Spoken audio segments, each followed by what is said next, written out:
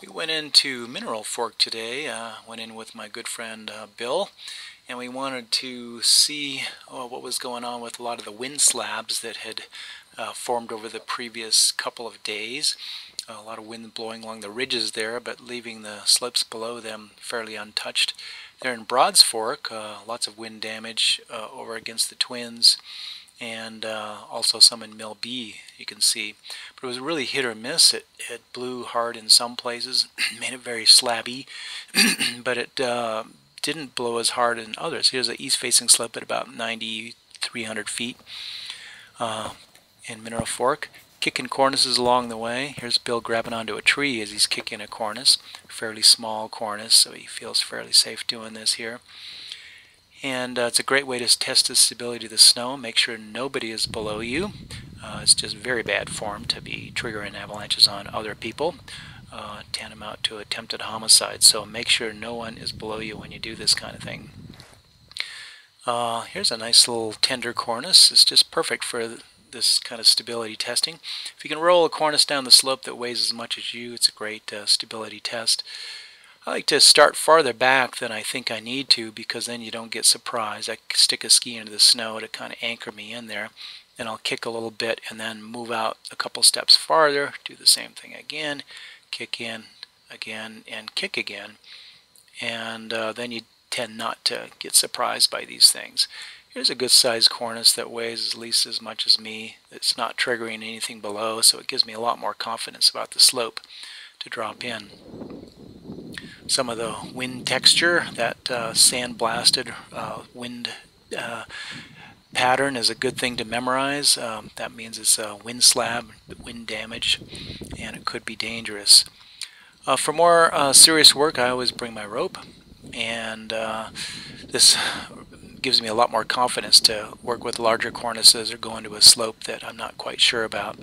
Even though we're pretty confident about this stuff, I want to put a rope on for some of it.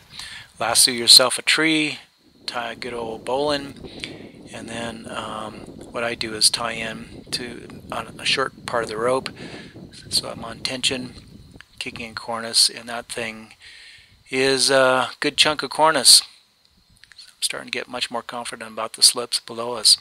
And I tie into the end of the rope when I'm going down into it, and then kind of rappel down using a shorter end of the rope, triggering a small little wind slab there right below the ridge, but I get out of it very quickly. And then I like to dig down with my hand just to check out the surface snow, see how well that stuff is bonded. If I get a red light there, then I go right back up on the ridge again. And then rappel down and dig a snow pit down off the ridge. Be sure to dig your snow pits down off the ridge, because there's a lot less wind down there and it's a much more representative spot. Once I get a good green light on a snow pit down there, then I get a lot more confidence to dive on in and to ski the slope. This is what it's all about.